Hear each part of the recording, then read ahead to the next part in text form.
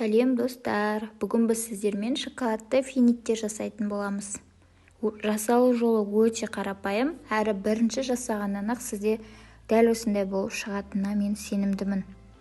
Қонақ келген кезде тек дайындай салуға осындай әдемі қылып жасасаңыз болады.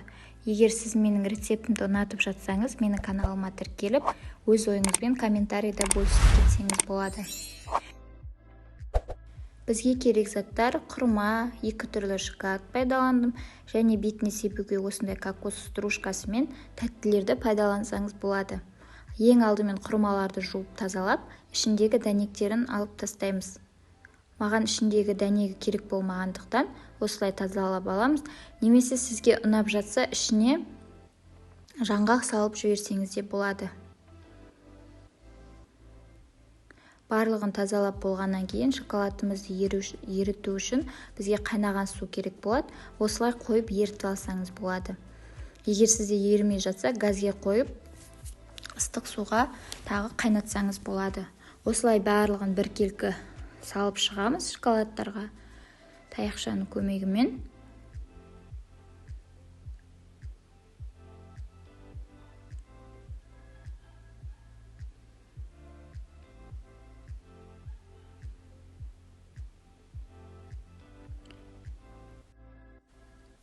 Достар, егер де менің рецептім сізге ұнап жатса, өз ойыңызбен комментарийде бөлісіп, достарыңа жіберсеңіз болады. Және де менің каналыма тіркелуді ұмытпаңыздар. Сіздердің ойларыңыз мен үшін өте маңызды.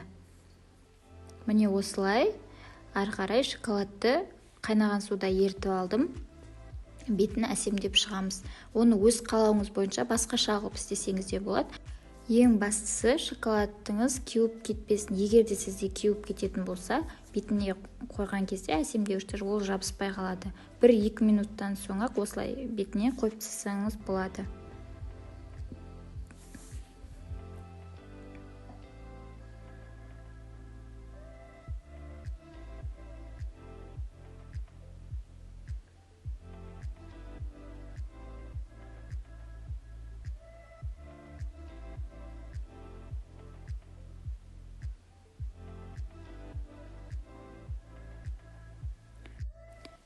Біздің шоколадты финиктеріміз дайын болды.